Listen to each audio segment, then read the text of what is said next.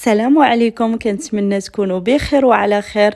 مرحبا بكم معكم سعيدة من قناتكم سعيدة برا، مع وصفة جديدة وفيديو جديد. اليوم وصفتنا غادية تكون المروزية المغربية الغنية عن التعريف. غنديرها لكم بالطريقة ديالي اللي غتنجح معكم من اول مرة. غنصحكم تتبعوا نفس الخطوات بالضبط.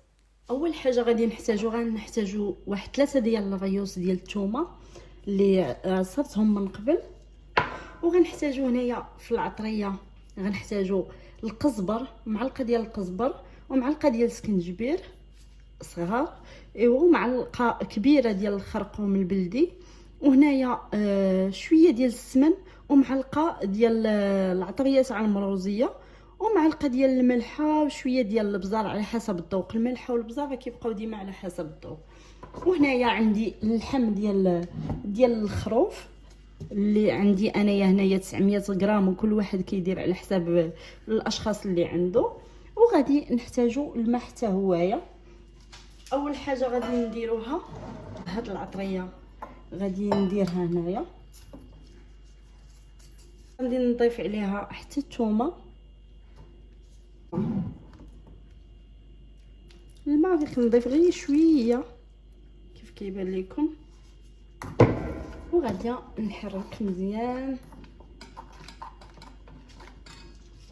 نضيف مازال الماء، تقريبا واحد الكاس ديال الماء، نخلطو مزيان. شيت الماكينه معليش. المهم غادي ندير انا يديا. المهم هاد الليكات راه ما كنديرهمش ديما، كنديرهم غير لا كنت غنطيب للضياف ولا اما لا غنطيب لوليداتي، راه كندير يديا، ما كاين ما احسن من اليدين.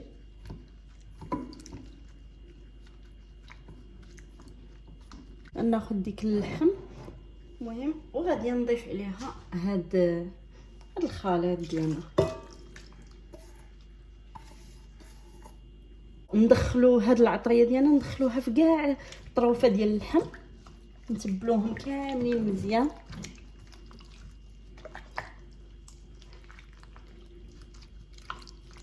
كتشوفوا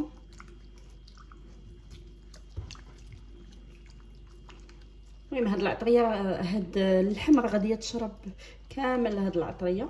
المهم من بعد ما كنخلطوها مزيان مع هاد العطريه، وغادي نغطيها وغادي نخليها ترتاح. الا كنا ما زربانينش بهم كان عندي الوقت راه كنخليها ليله كامله، احسن حاجه باش كتجي غزاله وفتيه ديك اللحم. ما كانش عندنا الوقت كيف ما انايا دابا غادي نديرها غير واحد السويعه، نغطيها غير واحد السويعه ولا ساعتين، ومن بعد غادي ندوز نكملوا الطياب ديالها. انايا ندير ليها البلاستيك ونخليها في الثلاجه، ندخلها للثلاجه واحد ساعه هكاك ولا ساعتين كاع. المهم على حسب نتوما ما كنتو مزروبين بها راه تقدروا طيبوا هذيك الساعات، ولكن قد ما العطريه بقات في اللحم قد ما كتجي اللحم ديالنا مزيان.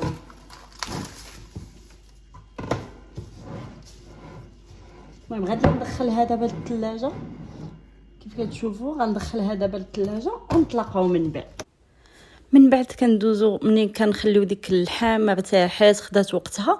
هنايا خديت واحد البصله كبيره اللي شلطتها انايا على هذا الشكل، ولكن في هذا في المروزيه الحقيقيه على اصولها ما كنديروش البصله او لا، ما خصهاش تكون باينه فيها البصله. كاين اللي كيديرها مطحونه، انا كتعجبني فيها البصله على هذا الشكل، كندير فيها البصله وكتجي غزاله.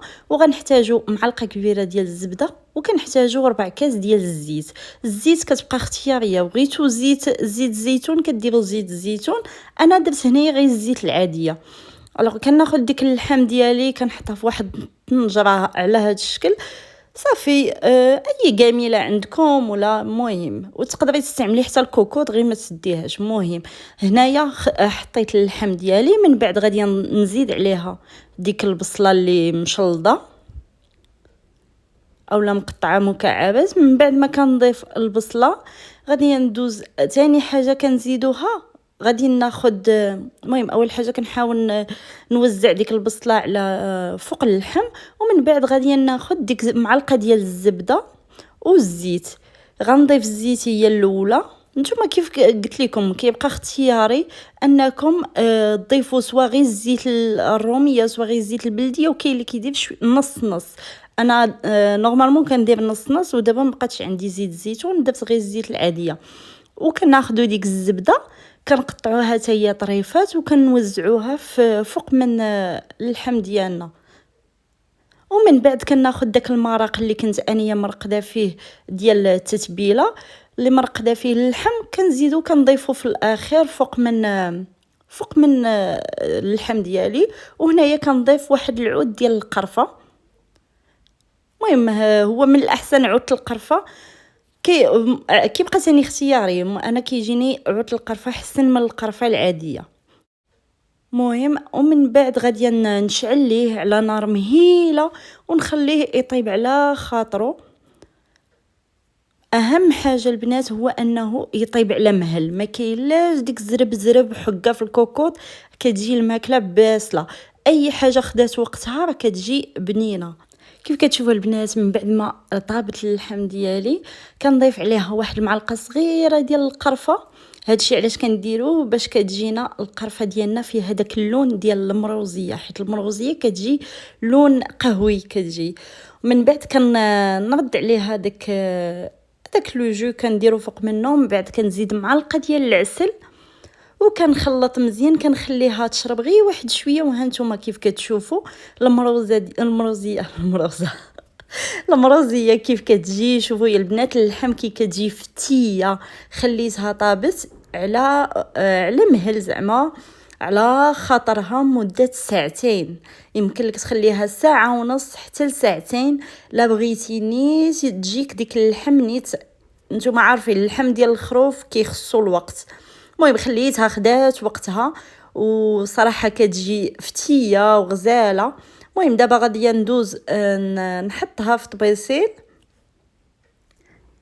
المهم غنقادها في هاد الطبيسيل كيف كتشوفوا. تقدروا تحطوها في طاجين ولا تاخذوا داك البلا ديال الطاجين وتحطوها فيه حتى هو. انا كيعجبني نحطوه في الطبيسلات وكتجي غزاله. شوفوا يا البنات كتشهي داك اللوين ديال المروزيه الحقيقي كيف كنعرفوا في المائده المغربيه، نتوما راك عارفين.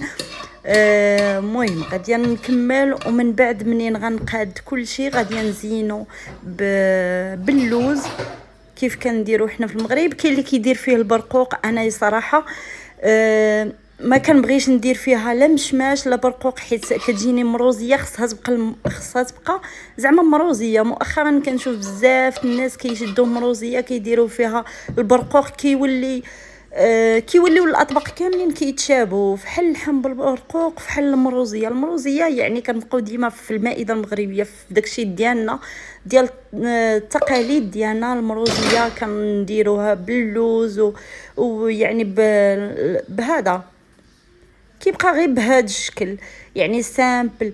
اما وثاني كل واحد والذوق ديالكو. انا ما كتعجبنيش بالمشماش وبالبرقوق، كتجيني يعني كتبان عاديه بحال درنا غير اللحم بالبرقوق فهمتوا.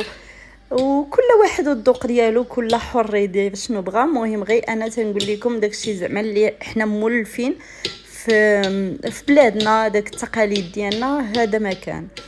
مهم انا قديتها دابا وغندوز من بعد غادي نزينها باللوز ومن بعد نتلاقاو نشوفوا الشكل النهائي.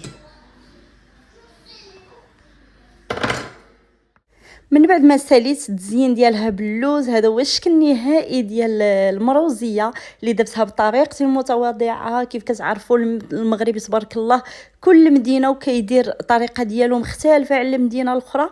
كنتمنى تعجبكم وما تنساونيش من لي لايك والتعاليق. نتلاقاو في فيديو جديد.